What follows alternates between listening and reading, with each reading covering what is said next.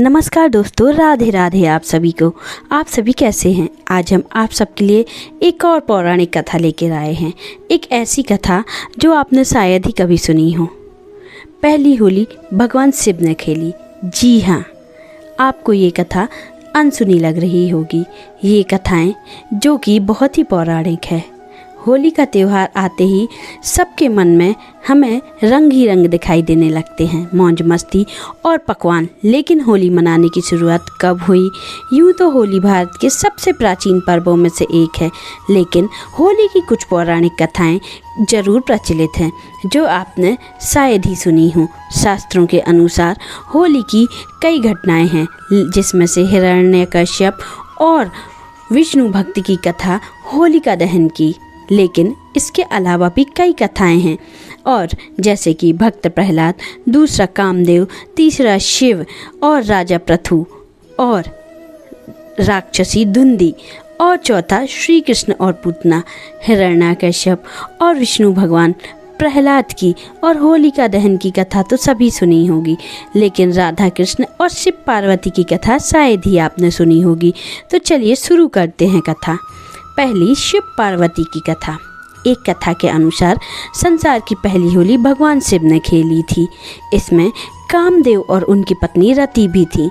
कथा के अनुसार जब भगवान शिव कैलाश पर ध्यान में लीन थे, तब तारकासुर के वध के लिए कामदेव और रति ने शिव को ध्यान से जगाने के लिए नृत्य किया था।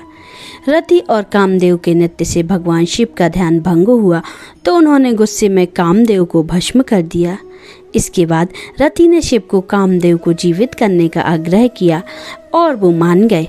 कामदेव दोबारा जीवित हो गए। इसी खुशी में रति और कामदेव ने भोज का आयोजन किया।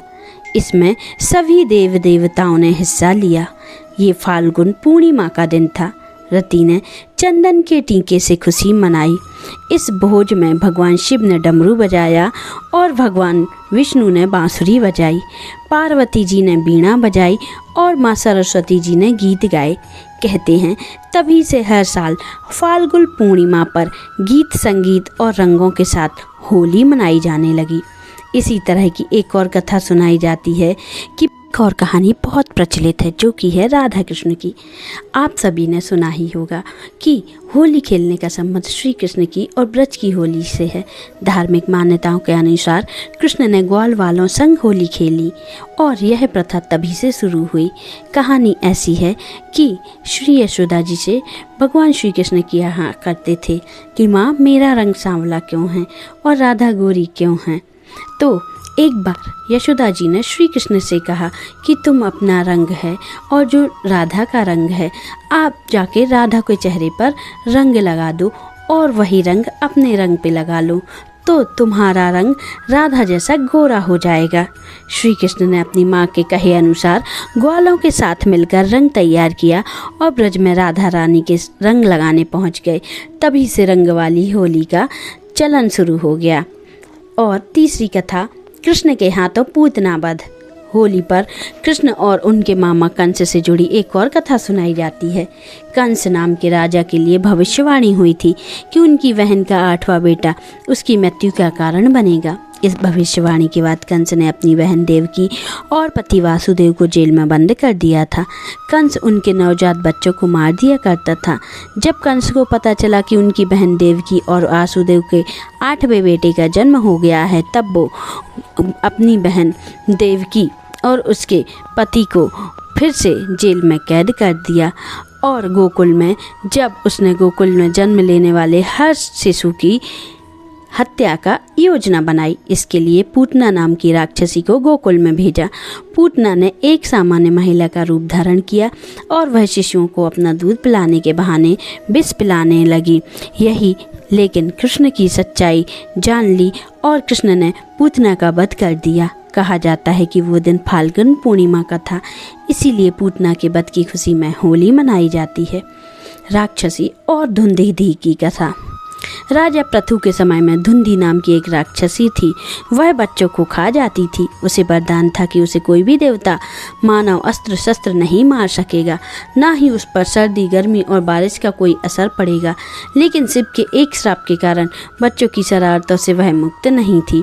राजा पृथु ने धुंधी के अत्याचारों से तंग आकर राजपुरोहित से उसे छुटकारा पाने का उपाय पूछा। पुरोहित ने कहा कि अगर फाल्गुन कृष्ण की पूर्णिमा के दिन, जब न अधिक सर्दी होगी न गर्मी, तब सब बच्चे मिलकर एक एक लकड़ी लेकर उसे घर से निकलें और एक जगह पर रखें और घास फूस जला दें और बच्चियां ताली बजाते हुए मंत्र पढ़ें और अग्नि की परिक्रमा करें। हंसें, गाएं, चिल्लाएं, शोर करें तो राक्षसी भाग जाएगी और मर जाएगी। पुरोहित की सलाह पर पालन किया गया और धुंधी इतने सारे बच्चों को देखकर आग के पास आई तो बच्चों ने एक समूह बनाया और नगाड़े बजाए। धुंधी को घेरा, धूल और कीचड़ फेंकते हुए उसके नगर से बाहर खदेड़ दिया। कहते हैं इसी परंपरा का पालन करते हुए होली मनाई जाती है। और ये कथा जो कि हिरण्यकश्यप और प्रहलाद की है, ये तो बहुत ही प्रचलित है। ये कथा सबसे ज़्यादा प्रचलित है क्योंकि राक्षसों का राजा हिरण्यकश्यप भगवान विष्णु को अपना दुश्मन मानता था। उसने अपने राज्य में भगवान विष्णु की पूजा बंद कर दी थी। वो अपनी पूजा कराना चाहता था, लेकिन हिरण्यकश्यप का बेटा प्रहलाद भगवान विष्णु का परम भक्त था। हिरण्यकश्यप ने प्रहलाद को विष्णु को पूजन को रोकने की काफ़ी कोशिश की, लेकिन प्रहलाद की भक्ति कम नहीं हुई। यहाँ तक कि हिरण्यकश्यप ने प्रहलाद को उसके लिए काफ़ी यातनाएं दी।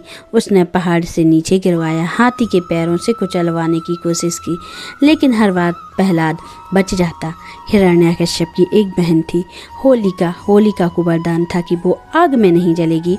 इसीलिए हिरण्यकश्यप ने होलिका से कहा कि वो प्रहलाद को अपनी गोद में बिठाकर आग में प्रवेश कर जाए। होलिका ने ऐसा ही किया, लेकिन होलिका आग में जल गई और प्रहलाद बच गए क्योंकि प्रहलाद भगवान विष्णु के परम भक्त थे। और होलिका दहन के पीछे यही कथा सुनाई जाती है कि क्योंकि यह बुराई पर अच्छाई की जीत का है। इसको होली जलाने के दूसरे दिन ही धुरंधी मनाई जाती है। धार्मिक मान्यताओं के अनुसार होली के दिन होलिका दहन किया जाता है और दूसरे दिन धुरंधी के दिन रंग खेला जाता है। धुरंधी पर रंग खेलने की शुरुआत देवी देवताओं के रंग लगाने से की जाती है। इसके लिए सभी देवी देवताओं का पसंदीदा रंग होता है और उस रंग की वस्तुएं उन्हें अर्पित करने की अर्पित भी की जाती हैं। उनकी कृपा प्राप्त होती है। ये सब करने से जीवन में समृद्धि आती है, वैभव आता है और धन्य धान्य से हमारा जीवन भर जाता है। इसीलिए गुलाल लगाने के पहले होलिका दहन का रिवाज है। रंग गुलाल जीवन में उत्साह का प्रतीक माना जाता है। सभी भाईचारा स्थापित होता है। विभिन्न प्रकार के पकवान बनाते हैं और आपसी प्रेम एक दूसरे को बढ़ाता है। कई जगहों में होली बहुत प्रसिद्ध है। ब्रज की होली और बरसाने की होली पूरी दुनिया में प्रसिद्ध है। राजस्थान में स्थित उदयपुर में शाही ठाट से होली मनाई जाती है। तो आप सबको होली की ये कथा कैसी लगी हमें ज़रूर बताएं। आप सभी को राधे राधे। अगर आपने अभी तक हमारे चैनल को सब्सक्राइब नहीं किया है तो जल्दी से आप सब्सक्राइब कर लें, जिससे आने वाले वीडियो आपको जल्दी मिलते जाएं। और नोटिफिकेशन बेल आइकन को प्रेस करें, जिससे आपको हमारे वीडियो का नोटिफिकेशन मिलता रहे। और लाइक और कमेंट करना ना भूलें। आप सभी को नमस्कार।